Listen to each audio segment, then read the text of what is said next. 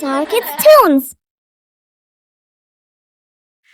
दोस्तों, यह कहानी है एक छोटे से गांव की, जहां विनय नाम का एक मेहनती लेकिन गरीब किसान अपने परिवार के साथ रहता था। विनय की सबसे बड़ी संपत्ति थी उसकी अथक मेहनत और ईमानदारी, लेकिन दुर्भाग्यवश किस्मत बार-बार उसका साथ छोड़ देती थी। अरे रमा, इस साल भी खेत बंजर रह गया। न कोई फसल हुई, न अनाज। ऊपर से साहूकार माधव रोज धमकी देता है। अब बताओ, हम क्या करें? हाँ जी, बच्चों ने भी आज भूख से रो रो कर सोया है। साहूकार ने कहा है कि अगर कर्ज नहीं चुकाया तो हमारी झोपड़ी और खेत दोनों ले लेगा।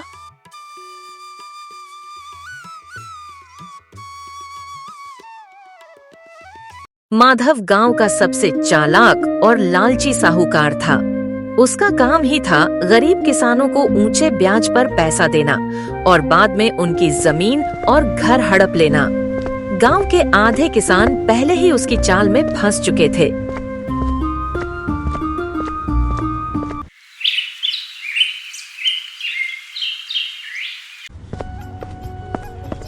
अरे, यही है वह किसान जिसने साहूकार से कर्ज लिया और चुका नहीं पाया। किस काम का है ऐसा आदमी, खेती भी नहीं कर पाया। विनय ने सब सुना लेकिन चुप रहा। वह मन ही मन सोच रहा था, अब जीने से अच्छा है कि मैं जंगल में लकड़ी काटूं, बेचकर कुछ पैसे मिलेंगे तो घर चलेगा। वह जंगल की ओर निकल गया। काफी दूर चलने के बाद वह थक कर एक पेड़ के नीचे बैठा। तभी उसकी नजर एक बुजुर्ग साधु पर पड़ी, जो एक सफेद गाय के साथ बैठे थे। साधु ने स्नेह से पूछा, बेटा, तू इतना परेशान क्यों है? विनय ने अपनी पीड़ा बताई। महाराज, मैं गरीब किसान हूँ। खेत में फसल नहीं, घर में अन्न नहीं, बच्चे भूखे हैं और साहूकार कर्ज के लिए रोज धमकी देता है। अब जीने का कोई रास्ता नहीं बचा। बेटा, भगवान मेहनती और नेक इंसान की मदद जरूर करते हैं। देख, यह गाय साधारण नहीं है, यह जादुई गाय है। जब तू इसे प्यार से दूहेगा तो इससे दूध, घी, मक्खन और सोने के सिक्के भी निकलेंगे। विनय की आंखें आश्चर्य से फैल गईं। सच में? क्या यह संभव है महाराज? हाँ, लेकिन ध्यान रखना, यह गाय केवल नेक और ईमानदारी के कामों के लिए इस्तेमाल करना। अगर लालच किया तो यह गाय तुझे बर्बाद भी कर सकती है।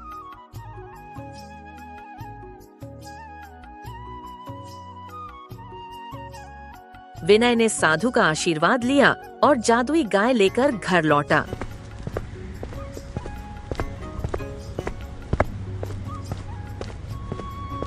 अरे जी, आज तो घर में अन्न का एक दाना भी नहीं बचा।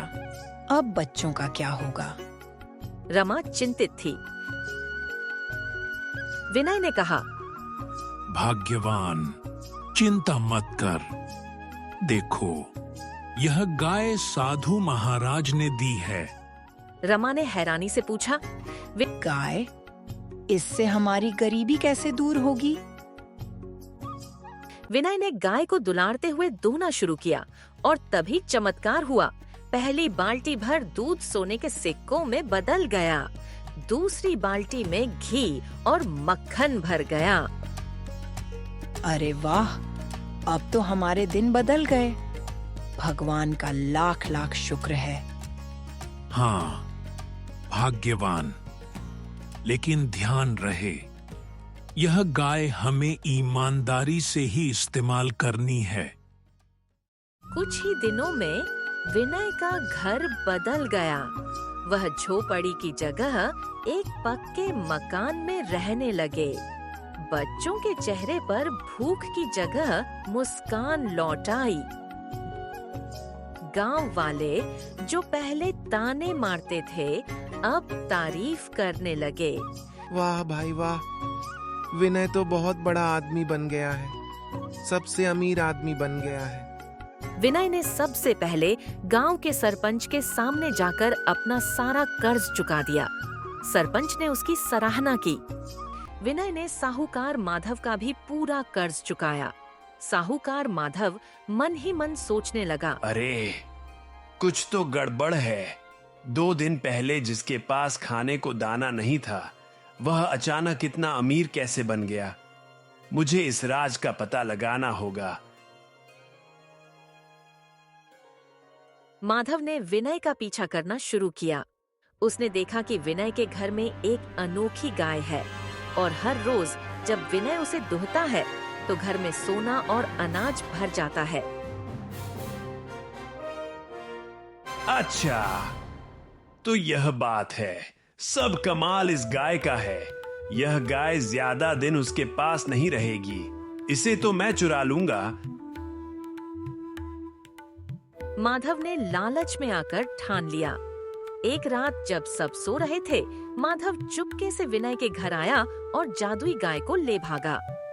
अब असली मजा आएगा और मैं सबसे अमीर बन जाऊंगा।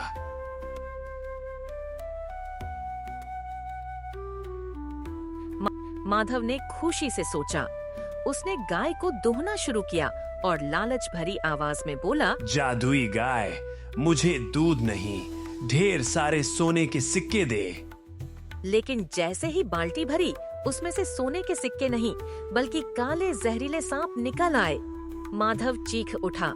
माधव को साधु की चेतावनी पता नहीं थी कि लालच करने पर गाय उल्टा परिणाम देती है। अगले ही पल उसकी सारी जमा पूंजी, उसका घर और खेत सब गायब हो गया। वह सड़क पर कंगाल हो गया। अरे देखो देखो, साहूकार माधव कंगाल हो गया। लगता है भगवान ने उसके लालच की सजा दी है। माधव शर्म से सिर झुका लिया। उसने दूसरों का हक का छीनने और लालच करने का परिणाम कितना भयानक होता है। उधर विनय ने जादुई गाय का इस्तेमाल केवल अच्छे कामों में किया।